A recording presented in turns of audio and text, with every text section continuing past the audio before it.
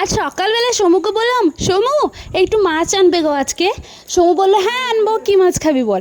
আমি বললাম, তুমি হয় রুই মাছ আনবে, আর কাতলা পাও তো অনেক ভালো, কারণ কাতলা মাছ তো আমার অনেক বেশি ভালো লাগে। আর যদি না পাও বড় সিলভার হলেও চলবে, কিন্তু যেন মাছটা বড় হয়, কারণ মাছ বড় হলে এই টেস্টটা তো হ্যাভি আসে, আর আমার তো বড় মাছই অনেক পছন্দ। যেই বাজার যাবে তার আগে বললাম, শোনো শোনো, সেইবারের মতো যেন বরফ চাপানো মাছ আনবে না, দেশি মাছটাই কিন্তু তুমি কিনবে। সমু বলছে, দেশি মাছ আমি কীভাবে, আগেরবার মাছ আনতে বলেছিলি সেই তো বরফ চাপানো মাছ এনে ফেলেছি, তারপর সেই মাছ এত তেতো তুই তো খেতেই পারিস না, ফেলে দিলি। তারপর বললাম, শোনো তুমি আমাকে ভিডিও কল করে দেখাবে কি কি মাছ আছে, তাহলে আমি বুঝতে পারবো। আর তারপর তুমি আরেকটাও কাজ করতে পারো, মাছের কানকোটা তুলে একটু দেখতে পারো, যদি লাল থাকে তাহলে বুঝবে যে হ্যাঁ এটা খুব একটা বরফ দেওয়া নাই, মানে একটু দেশি আর কি। তারপর মাছওয়ালার কাছে যেয়ে ফোন করার পর আমাকে বলছে কাতলা মাছ আছে। আমি বলছি, ও আচ্ছা, আমেরিকান মাছ নেই, একবার জিজ্ঞেস করো না। তারপর জিজ্ঞেস করতেই বলে, না দাদা আপনি তো দেখতেই পাচ্ছেন আমেরিকান মাছ নেই। আসলে ও যে মাছ চেনেই না সেটা তার বলা যাবে না, বলো। তারপর আমি ওকে বললাম, জিজ্ঞেস করো না কাতলা মাছের কিলো কত। জিজ্ঞেস করতেই বলে 250 টাকা কিলো। তো আমি ওকে বললাম, শোনো শোনো, 250 টাকা কিলো কিন্তু হবে না, আমাদের এখানে 250 টাকা কিলো নয়, তোমাকে একটু বাড়িয়েই বলছি, তুমি বরঞ্চ মাছ দাদাকে বলো 230 টাকা করে নিতে। সমু বলছে, এই চুপ কর, না না না, দেবে না দেবে না, এগুলো বলে কি আছে, যা দাম। আমি বলছি, শোনো একদম তুমি চুপ থাকবে, কারণ দামাদামি করেই মান নেয় এখানে, ঠিক আছে সবাই, দামাদামি করেই তুমি নাও।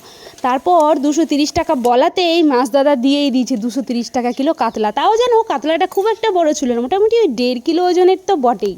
আমার কথা শুনে তোমরা আমাকে কেউ কঞ্জুস কিপটে বলো না, বিশ্বাস করো ছোটোর থেকেই বড় হয়েছি আর দেখেছি বাবাকে কত দামাদামি করে নিতে, কারণ প্রথম থেকেই মধ্যবিত্ত বাড়ির ফ্যামিলির মেয়ে বস, তাই এইগুলো তো অল্প একটু জানা আছেই। তারপর কাতলা মাছটা নিয়ে এসেই আমি প্রথমে কী করলাম, লাল লাল করে কালিয়া বানিয়ে দিলাম। আলুটা অবশ্য ভোজবাড়িতে দেয় না, কিন্তু আমি একটু ভোজবাড়ির মতো ফিলিংস করার জন্য সুন্দরভাবে মশলা টশলা কষিয়ে নিলাম। আর আলুটা যেহেতু আমি দিয়েছিলাম, আলুটাও কিন্তু লাল লাল করে কষে নিয়েছিলাম বন্ধুরা। আর তারপর দই টই দিয়ে এত সুন্দর একটা ঘ্রাণ বেরিয়েছিল মশলা থেকে, তোমাদেরকে কি বলবো। তারপর ভাজা আলুটাও দিয়ে দিলাম, আর ওই যে কাঁচা মরিচটাও দিয়ে দিলাম, আর কাঁচা মরিচের যে ঘ্রাণটা জাস্ট অপূর্ব লাগছিল। এরপর ঢাকা চাপা দিয়ে কিছুক্ষণ কষানোর পর মাছটাও দিয়ে দিলাম। আর মাছটা দেখেছো আমি কিন্তু একটু লাল লাল করে ভেজে নিয়েছি, কারণ একটু কড়া মাছ ভাজা খেতে আমার অনেক ভালো লাগে। এই অবস্থায় কিন্তু আমি বেশি নাড়ানাড়ি করিনি, মাছটা ভেঙে যাওয়ার চান্স আছে জানো তো। তারপর ওপর থেকে গরম জল দিয়ে দিলাম, হালকা কুসুম গরম জল, ব্যাস। কিছুক্ষণ ঢাকা চাপার পর আলুটাও সেদ্ধ হয়ে গেছে, আর মাছের ভেতর মাছের জুসটাও বেশ সম্পূর্ণভাবে ঢুকে গেছে। আর এরপর ওপর থেকে দিয়ে দেবো একটু গরম মশলা, বাস বস, জীবনে আর কি চাই। আগে এত মাছের মর্মটা বুঝতাম না, বাবা তো প্রতিদিনই মাছ আনতো, কিন্তু বিশ্বাস করো যখন থেকে কোয়ার্টারে গেছিলাম পাঞ্জাবে, ওখানে মাছের খুব ক্রাইসিস, মানে মাছই পেতাম না, এত মাছ খেতে ইচ্ছা করতো, তখন থেকে জানি না কেন মাছকে এত ভালোবেসে ফেলেছি।